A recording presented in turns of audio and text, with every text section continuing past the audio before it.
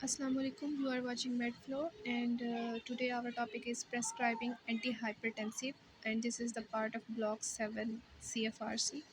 हाइपरटेंसिव्स को प्रेस्क्राइब करने के लिए पहले हम देखते हैं कि एंटी हाइपरटेंसिव जो है ना वो 3 तरह के होती हैं, ठीक है। ए, सी, डी, वैसे बी होते थे लेकिन अब वो ड्रग ऑफ चॉइस नहीं है। ए फॉर एस इनहिबिटर्स और angiotensin receptor blockers. C for calcium channel blockers हम दे सकते हैं। डी फॉर डायूरेटिक्स दे सकते हैं। अब इनके साथ साथ साइड इफ़ेक्ट्स हैं और कॉन्ट्राइंडिकेशंस हैं कुछ, जैसे एस इनहिबिटर्स और एंजियोटेंसिन रिसेप्टर ब्लॉकर्स हम प्रेगनेंसी में नहीं दे सकते, ठीक है। और बायलैटरल रीनल आर्टरी स्टेनोसिस में नहीं दे सकते। प्रेगनेंसी में इसलिए नहीं दे सकते क्योंकि ये ना हमारे पास रीनल एजेनेसिस करा देते हैं।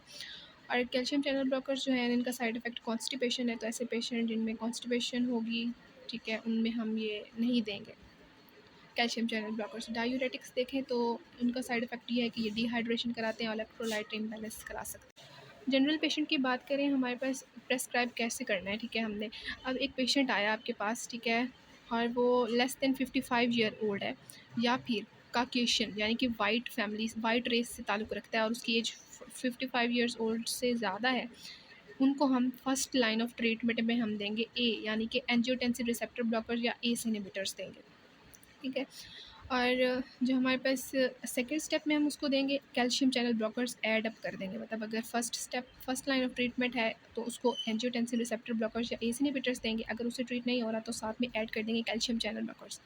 और अगर थर्ड स्टेप में बात करें तो फिर हम उसमें डायूरेटिक्स ऐड कर देंगे। इसी तरह अगर एक कोई पेशेंट आपके पास आया है और वो 55 ईयर्स ओल्ड से ज़्यादा उसकी एज है या फिर ब्लैक रेस से उसका ताल्लुक़ है और वो 55 ईयर्स ओल्ड से अभी कम है उसकी एज, तो उनको हम सबसे पहले first line of treatment calcium channel blockers देंगे, एस इनहिबिटर्स नहीं देंगे। ये हमारे पास ड्रग ऑफ चॉइस पहली होगी, calcium channel blockers. Second line of treatment में हम इसमें एंजियोटेंसिन रिसेप्टर ब्लॉकर्स और एस इनहिबिटर्स एड अप कर देंगे। और जो थर्ड लाइन ऑफ ट्रीटमेंट है उसमें तीनों ड्रग्स आ जाएंगी।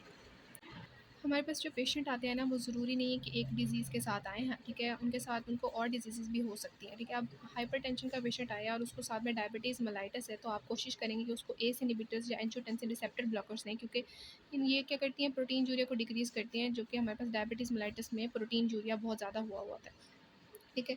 प्रोटीन यूरिया क्या है, बेसिकली यूरिन में प्रोटीन आना शुरू हो जाता है, ठीक है। फिर इस्केमिक हार्ट डिजीज़ और मायोकार्डियल इन्फार्क्शन है, इसमें हम एस इनहिबिटर्स या एंजियोटेंसिन रिसेप्टर ब्लॉकर्स साथ बीटा ब्लॉकर्स और स्पाइरोनोलेक्टोन यूज़ करते हैं।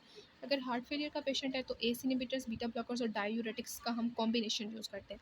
इसी तरह कोमॉर्बिडिटीज़ हैं, उसमें जैसे अब किसी मेल को बिनाइन प्रोस्टेटिक हाइपरप्लेजिया है तो उसमें हम अल्फ़ा ब्लॉकर्स यूज़ करते हैं, क्योंकि अल्फ़ा ब्लॉकर्स जो होते हैं वो हमारे पास प्रोस्टेट के अल्फ़ा रिसेप्टर्स के ऊपर भी अटैच हो सकते हैं, ठीक है, एक्ट कर सकते हैं और साथ में एंटी हाइपरटेंसिव रोल भी ये प्ले कर सकते हैं।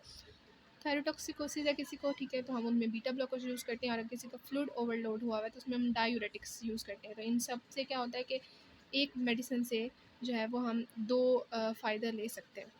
फिर हमारे पास कुछ कॉन्ट्राइंडिकेशन है जो पहले हम साइड इफ़ेक्ट और उसमें पढ़ चुके हैं, वही बेसिकली बात की हुई है कि प्रेगनेंसी में एस और एआरबीज़ नहीं यूज़ करते, एस इनहिबिटर्स और एंजियोटेंसिन रिसेप्टर ब्लॉकर्स, क्योंकि ये हमारे पास रीनल एजेनेसिस कराते हैं, यानी कि किडनीज़ की डेवलपमेंट ठीक नहीं हो पाती, वो ख़राब हो जाते हैं। फिर ब्रोंकोस्पाज़्म में किसी को तो हम उनको बीटा ब्लॉकर्स नहीं देते, क्योंकि ये ब्रोंकोस्पाज़्म को और ज़्यादा स्वेयर कर देते हैं। और कॉन्स्टिपेशन है किसी को तो हम उनमें कैल्शियम चैनल ब्लॉकर्स यूज़ नहीं करेंगे।